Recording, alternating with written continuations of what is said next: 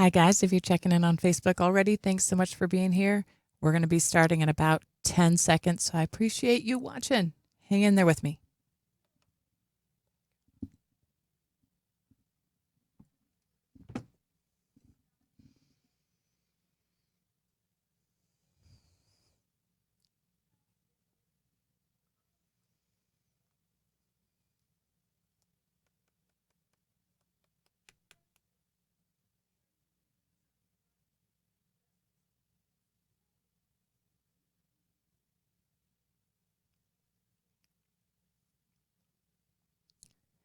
Hi, everybody. Happy Monday. Welcome to the Extraordinary Talk Show. It's your host, Della Hill, and I want you guys to know if you are loving this show or you really get something out of an episode, please feel free to share it on Facebook, YouTube, or wherever else, on Spotify. We're on Podbean. You can basically find us anywhere. And if you want some of the older episodes, if you want to check out some of the basics, some of the very beginning stuff that we started with a year ago, because to tell you the truth, the information that I'm sharing now is a little bit more in depth, a little bit more complex than what I started with when we first started doing the Extraordinary Talk Show 1 year ago. So if you want to go back to some of those basics, you can check out the Extraordinary Talk Show YouTube channel. Also, every week when I finish the episode, I get it uploaded onto the Extraordinary Talk Show YouTube channel. So please come check out some of the other stuff that's there. Subscribe, like, yada, yada, all that stuff. And today, guys, I keep coming back to the law of attraction. And the reason why is because it applies to everything. It fits our life, and our life works with the law of attraction constantly, 100% of the time, whether we know it or not.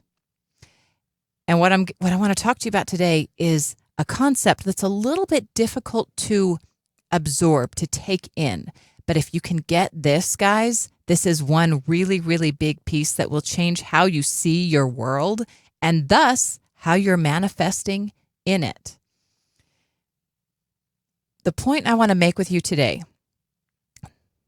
and stay with me here. Again, remember, if you don't like what I say, if you don't agree with what I say, that is fine. I'm not here to tell you what to think. I'm here to encourage you to think for yourself. So if I say something that you don't like or you disagree with, awesome.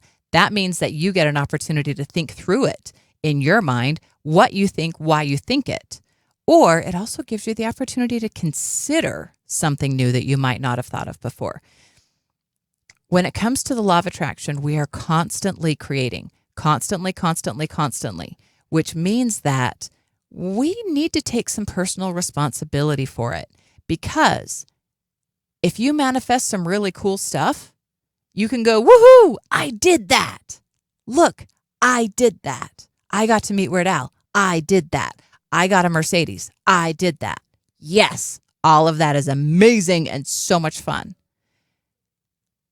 Remember, though, that when something happens to you that you do not necessarily consider as a positive, beneficial thing, you did that too. And that's where it's hard. That's where it's tough. Because if you're a person who likes to be in victim stance, you don't want to hear that. If you're a person who wants to blame everything in your life, everything that's gone wrong for you, on somebody or something else, you don't want to hear this.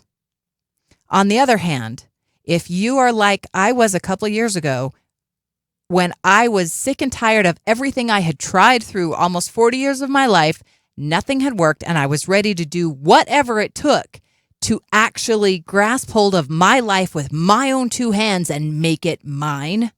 If you're there, then listen, pay attention, because you're already basically gaining the understanding that when you manifest, which you do constantly, it's all you. That means if you're going to take responsibility for the good stuff, yeah, I did that.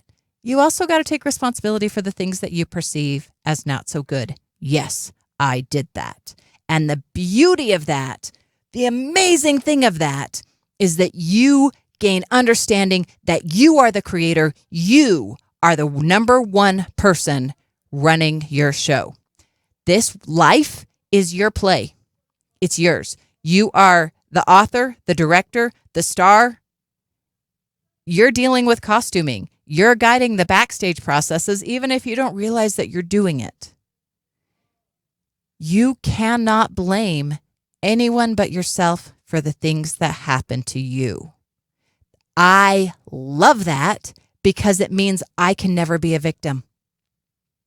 It means nothing that anybody else does really matters, because in the end, I'm the one who deals with what happens to me. I'm the one who causes it, and I'm the one who gets it. It doesn't, when I manifest, I might co-manifest with somebody else, and they get to also benefit from what I'm manifesting, as we do all the time. But remember, if you're going to say, hey, I manifested this check in the mail, it's amazing, and then when something happens to you that's bad, you can't go, oh, well, I don't know how that happened. That wasn't my fault. And some of you are trying to argue with me, and I understand because I've had these conversations. But here's the thing. You might be in a car accident. You might not have even been moving. It was clearly the other person's fault. The police come. They write up a ticket and cite the other guy. Their insurance pays for it. So according to the legal system, the other guy is at fault. The other guy is to blame, right? Except maybe your insurance isn't going to go up, and good for you if that's the case. However, the law of attraction is based on the law of vibration. Something can only happen to you, for you, or include you if you have that thing in your vibration, which means you might not have been at fault in that car accident. However, if you didn't have that in your vibration, it could not have happened to you. And this is actually a beautiful thing. This is another reason that I love this concept, because that means when something happens to me, I get to look at it and go, I did that. How did I do that?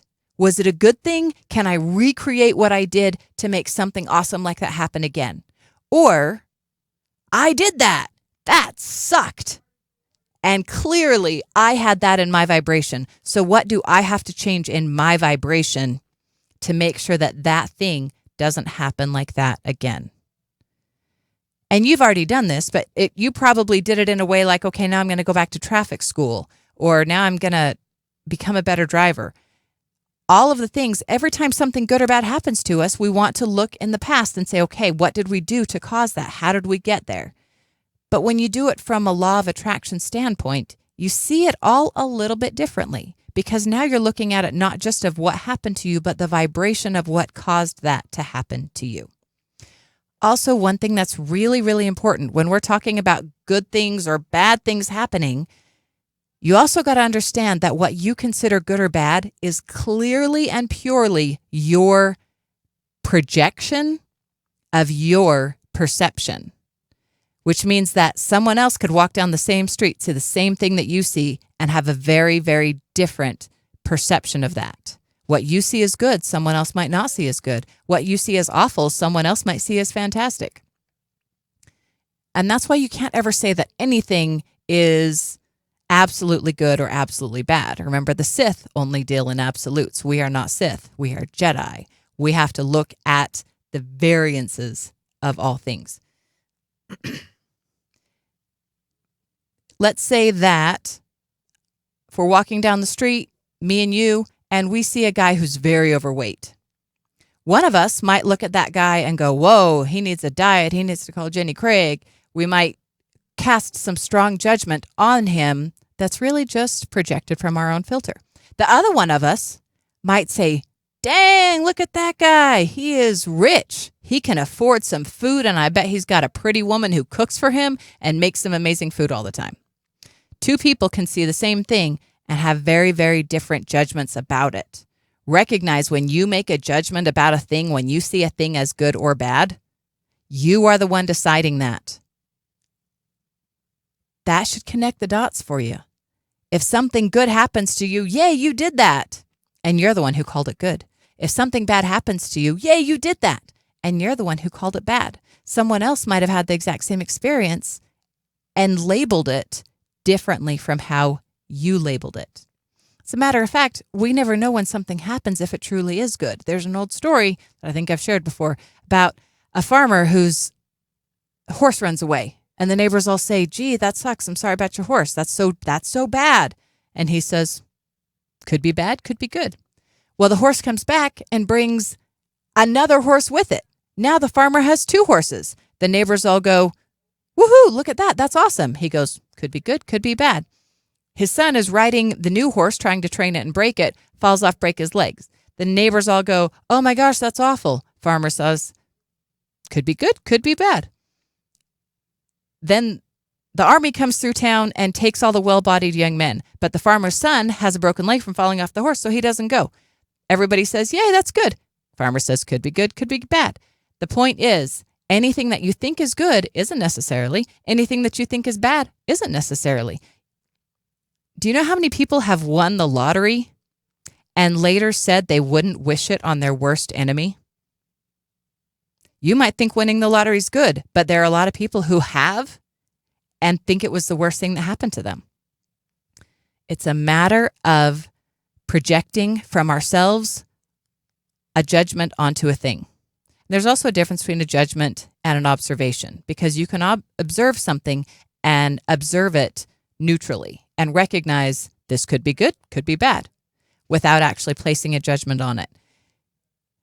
And not necessarily all judgments are bad. However, if you place a judgment on something, that means that you can only see it in that way.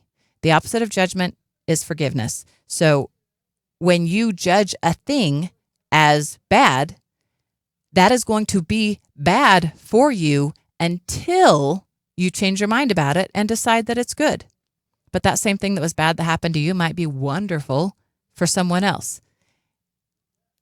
If all of this is making sense, you should be able to see your projection, your filter, your judgment. These are all things that create your world. And this is how you are responsible for your world and nobody else is.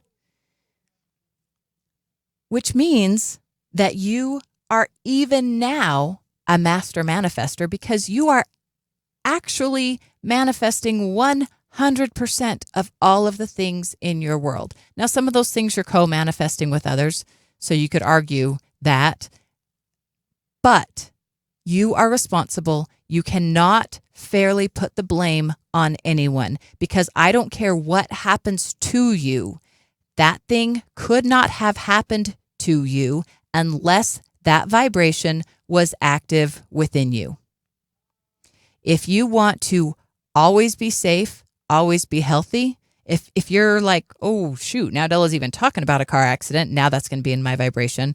Let's clear that out. Let's transmute that. Let's see a car accident not as really great or really bad, but just as a thing that can happen. Sorry, guys, they're trying to end my show too soon, and I'm not done yet, so we're going to keep going a little bit longer.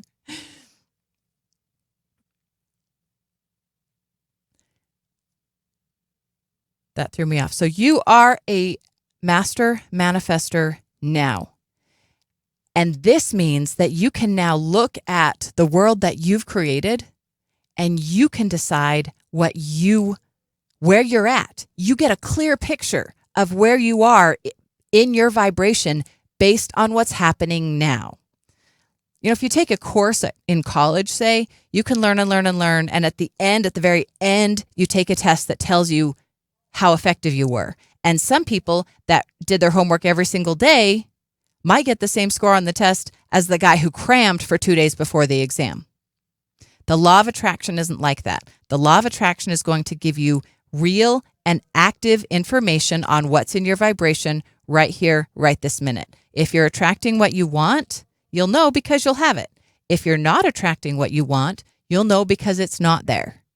And if you're not attracting what you want, one reason might be that what you are asking for is in incubation. You might have asked for a baby. You don't want it until it's ready. You might have asked for a cake. You don't want to take it out of the oven until it's ready. Some things are in incubation, and it's okay to just rest and let them know that that's exactly where they're supposed to be. They're going to come to you when the time is right, and just recognize that it's incubating. Otherwise, if you're asking for something and it's not coming, that tells you that the thing you're asking for is not clearly in your vibration, or you'd have it. But you can look at what is there to see where you need to go from there.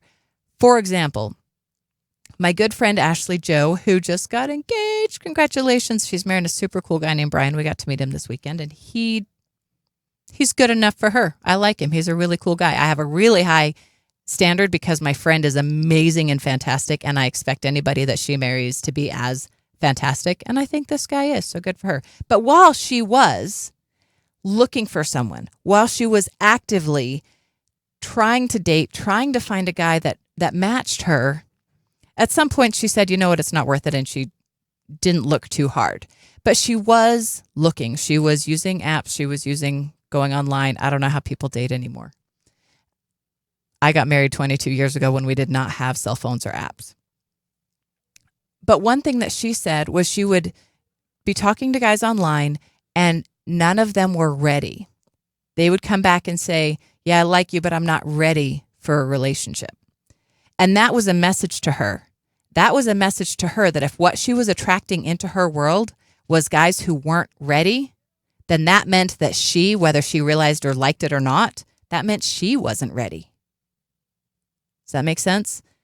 So personal responsibility, the guys she was attracting, the guys she was actively attracting was exactly what she was. That's the vibration she was carrying. So she was attracting guys who weren't ready because she wasn't ready. And she noticed over time that changed.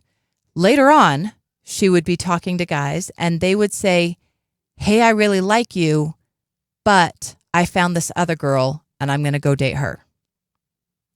Or they would say, hey, you're nice, but I have a thing that's really exciting going on in my life right now that I don't have time for a relationship, but I'm busy and I'm having fun. And that's when she realized, oh, I'm busy and I'm having fun. And maybe a relationship just isn't fitting right here, right this minute, right now. And that's okay.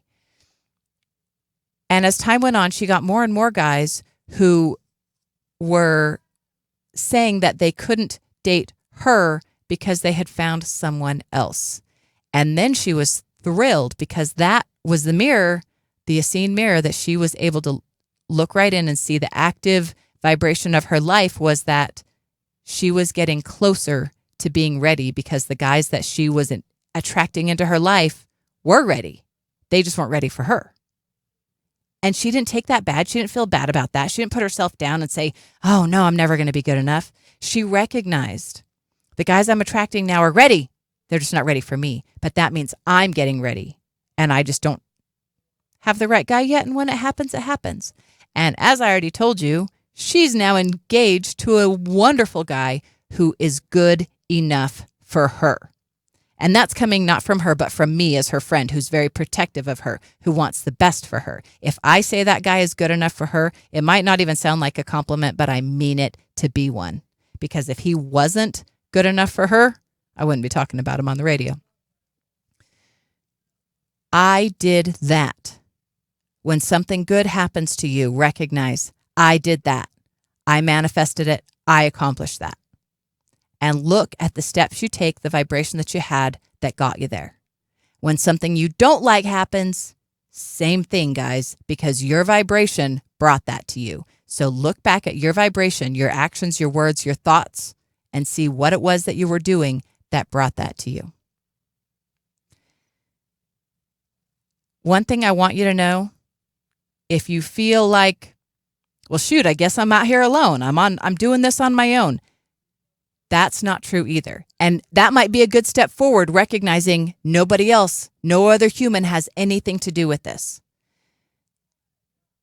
But in order to truly become a master of the law of attraction, you must understand that you are an extension of source energy. Source energy created you, and you ride the wave of that source energy. Like source energy is the ocean, and you are the wave. You are a sunbeam from the sun.